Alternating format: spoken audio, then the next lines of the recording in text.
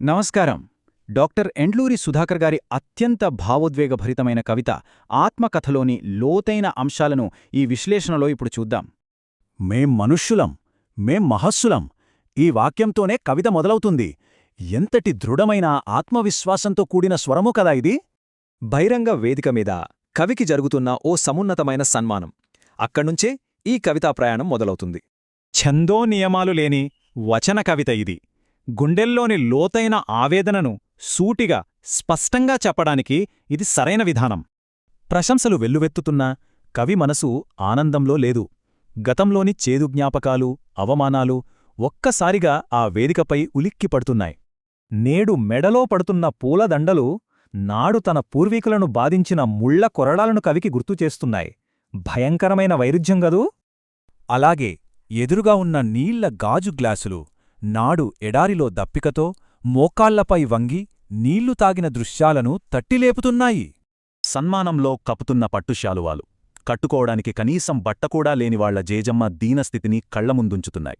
చుట్టూ వినిపిస్తున్న చప్పట్లు, వేదమంత్రాలు సైతం అణచివేతకు గురైన తన పూర్వీకుల గావు కేకల్లా కవి చెవుల్లో ప్రతిధ్వనిస్తున్నాయి.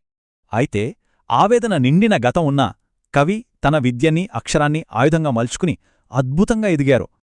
4 వర్ణాల గోడలను బద్దలు కొట్టి తాను 5వ సూర్యుడుగా ఉదయించానని ఇక్కడ కవి సగర్వంగా ప్రకటించారు.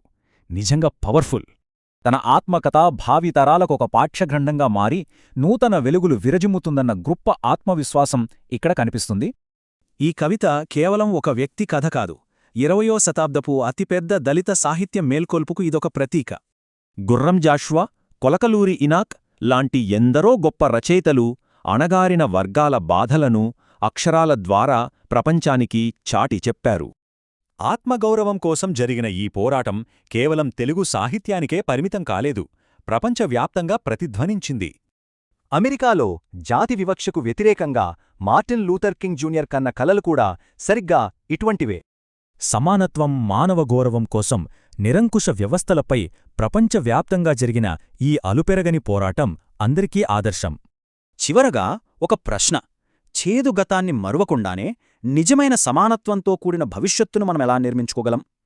ఆలోచించాల్సిన విషయమే.